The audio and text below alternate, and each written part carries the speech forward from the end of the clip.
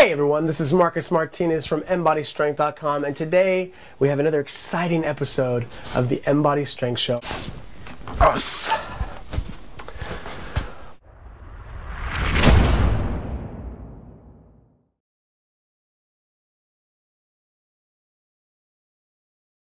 So, what are we going to talk about today? Is how to deal with cravings. Right now, just for you, I have my top 10 favorite ways to deal with cravings. There's a lot of different ways. These are the top 10 ways that I've found that have worked for me, because trust me, there are times where I will have beer or things that I shouldn't be eating in front of me in very close vicinity to me. I have my inner fat kid, just like every other trainer. Are you going to be perfect every single time and just be able to say, F you Sprinkles Cupcake? No.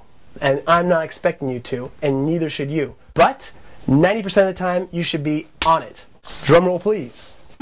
Number 10, chew gum and drink water.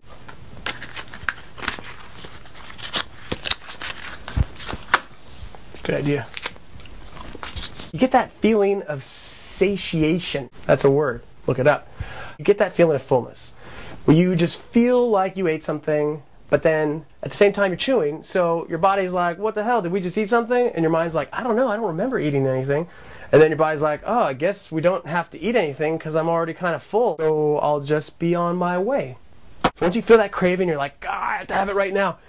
Have 2 big glasses of water, so like 16, 20, 30 ounces of water. Just drink it down, feel full right away, and then immediately start chewing on some gum.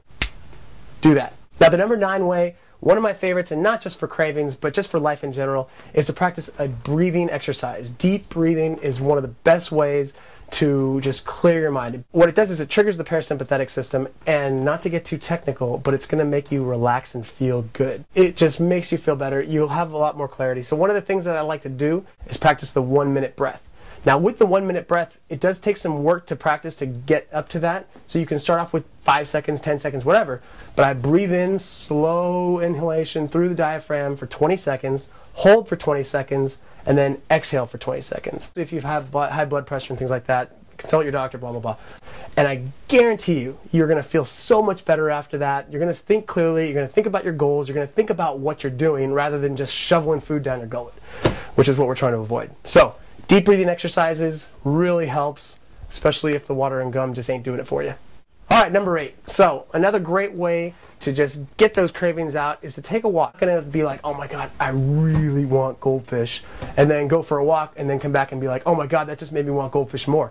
Grab your iPod, grab your Discman, grab your Walkman, and just start walking and just listen to some music. And by the time you get back, you're not going to want to eat anything. Now, the number 7 method that I like to use is everybody has a to-do list. Everybody has a long list of things around the house, bullshit things sometimes, but things that they want to try to get done. Go through that list immediately. As soon as you start feeling a craving, go to that list and just do one thing from it. It could be the simplest, stupidest thing, but what it's going to do is it's going to take your mind off of the food. Number 6 way that I like to recommend to people is to enlist the help of others. Whether it's a friend, a close friend, someone you kind of like. Now, you're going to have a close friend, a family member, someone who is going to, sabotage you and not want you to succeed, because then that means that they have to do something about themselves, and then they don't feel like doing it, and then that makes them feel bad about themselves. So misery loves company, you know what I'm saying. Try to avoid those people. Find the people who are going to be like, come on, let's go, you can do it. Cheer up, Charlie.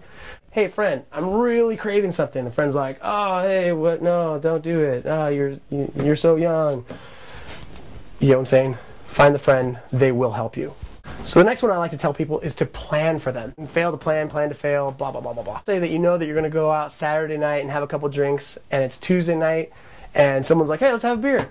It's not beer night, so you don't have beer on Tuesday. You're going to have it on Saturday. There has to be a little give and take. Otherwise, really reassess why you're doing this, because otherwise, forget it all. The next one is a very simple one. It's tea and coffee. So with tea and coffee, it's not just that being full sensation that helps, or even that you get a little bit of taste of something. It's also building a new routine. Old you would be like, oh, I'm sitting here watching TV. I want something to eat that's not good for me. If you can break that habit and start saying, okay, if I'm sitting here watching TV and I get a craving and I immediately go to tea, that becomes the new habit. So just like in Back to the Future 2, where you have that, reality, and then you have that altered reality, like we want to go that alternate reality where it's still the same time, we're still in the same place, but now you're doing something totally different than you were before. Okay? I know. It got a little too scientific, so I'll have some diagrams and charts about the flux capacitor and all that stuff later. The next way that I like to get out of my personal craving habits is I like to just change locations. Just changing the location is going to change that pattern. Don't go to the kitchen. That's like saying, like, I really want food, but I can't have it, so I'm going to go to the kitchen. I mean, right? The next one, for all of you who are like, I hate inspirational, cheesy bullshit. Well, F you, because this is going to be cheesy and inspirational. Read your goals. Read something inspirational. Watch a video that's inspirational. When you really sit down and you say, like, okay, I'm going to read my goals. I'm going to look at what I want to accomplish. Okay, is it really worth it for this moment? It's all about empowering yourself. And when you see those goals or when you see something inspirational or motivational, that's going to help you get out of that pattern. It's going to help you say, you know what, this is a little bit more worth it than that box of cheese puffs. It will help out, maybe not all the time, but that's why we have 10 to choose from.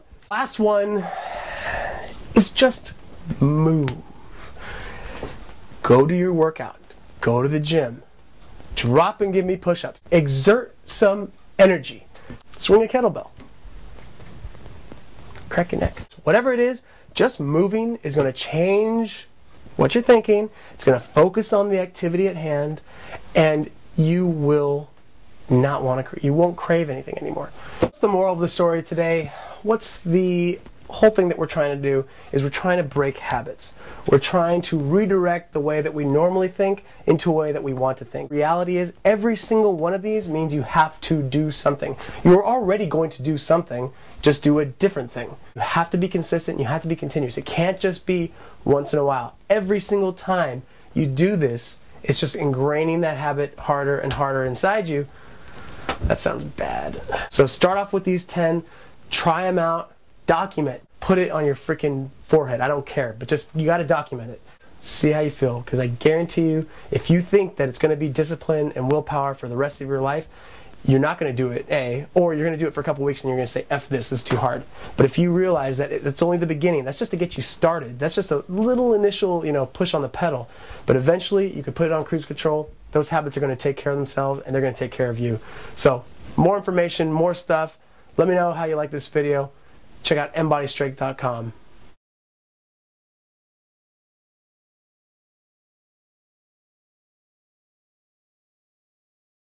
Beer. Gross.